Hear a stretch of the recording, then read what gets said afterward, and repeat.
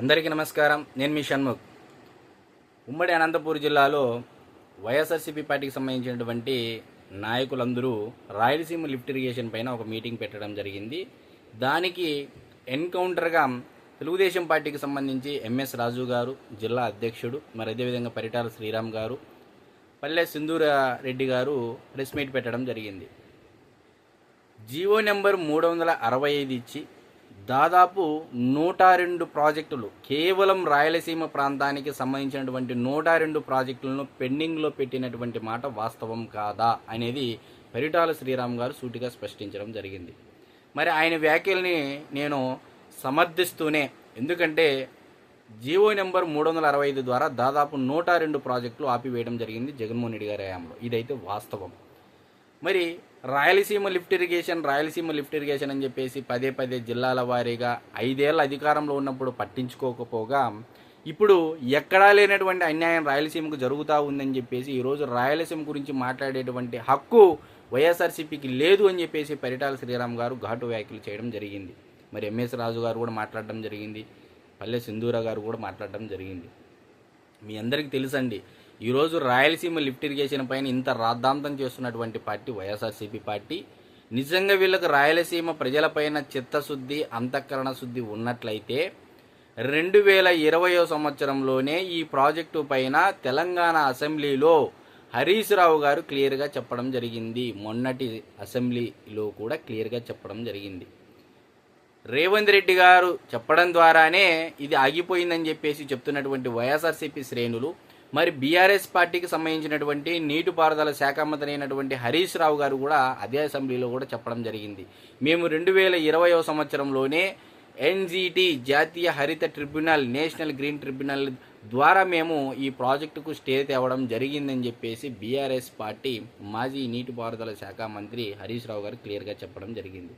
మరి ఇది ఎక్కడ వైఎస్ఆర్సీపీ పార్టీ నాయకులు రాష్ట్ర ప్రజలకి, అతి ముఖ్యంగా రాయలసీమ ప్రజలకు చెప్పరు. ఎందుకంటే వీళ్ళ యొక్క చిత్తశుద్ధి ఏ స్థాయిలో ఉంది, మాట తప్పుతారు మడమ తిప్పుతారనే విధంగా ఈరోజు వైఎస్ఆర్సీపీ పార్టీ నాయకుల యొక్క నడవడిక ఉంది, మాటలు ఉన్నాయనేది రాయలసీమ ప్రజలు కూడా తెలుసుకున్నారు. కనుకనే 2024 సార్వత్రిక ఎన్నికల్లో కేవలం 11 సీట్లుగా పరిమితం కావడం జరిగింది. మరి 2019 ఎన్నికల్లో 52 నియోజకవర్గాలకు గాను దాదాపు 49 నియోజకవర్గాలు గెలుపొందినటువంటి వైఎస్ఆర్సీపీ పార్టీ 2024 సార్వత్రిక ఎన్నికల సమయానికి వచ్చే నాటికి దాదాపు 75% సీట్లు కోల్పోవడం జరిగింది.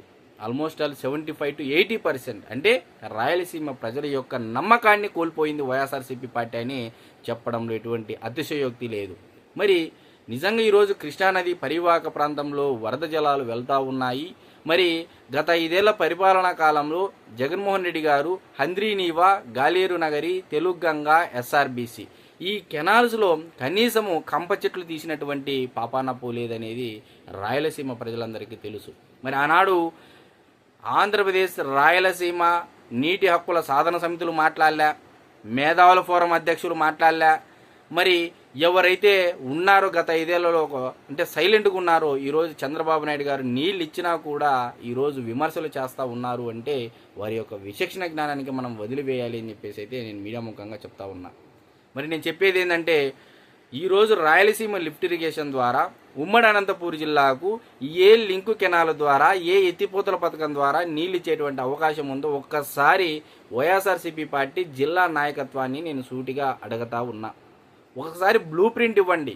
నిజంగా రాయలసీమ లిఫ్ట్ ఇరిగేషన్ ద్వారా ఉమ్మడి అనంతపూర్ జిల్లాకు ఏ విధంగా నీళ్ళు ఇస్తారు, తాడిపత్రి, గుత్తి, గుంతకల్ ద్వారా జిల్లాలోకి నీళ్ళు ఎంటర్ అవుతాయి. మరి ఏ పథకం ద్వారా ఏ విధంగా నీళ్ళు ఇస్తారనేది ఒకసారి బ్లూ ప్రింట్ రిలీజ్ చేసి ఉమ్మడి అనంతపూర్ జిల్లా ప్రజలకు చెప్తే చాలా బాగుంటుంది అని చెప్పేసి వైఎస్ఆర్సీపీ పార్టీ నాయకులను కూడా నేను కోరుతా ఉన్నా.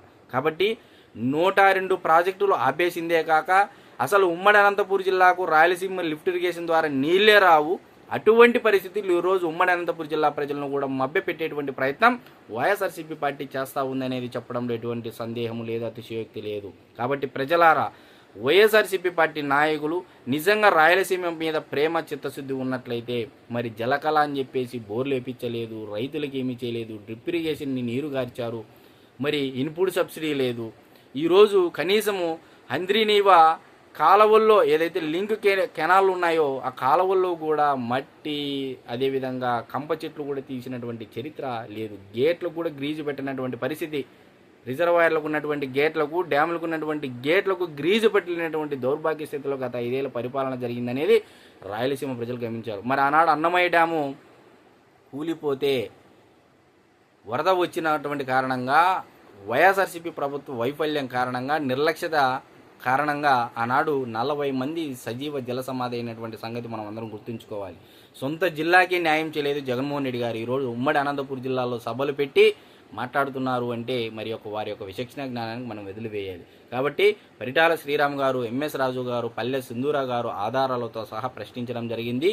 మరి వాటికి సమాధానం ఇవ్వాల్సిందిగా నేను వైఎస్ఆర్సీపీ పార్టీ శ్రేణులను, కార్యకర్తలను, నాయకత్వాన్ని మీడియా ముఖంగా అడుగుతా ఉన్నాం. అందరికీ నమస్కారం.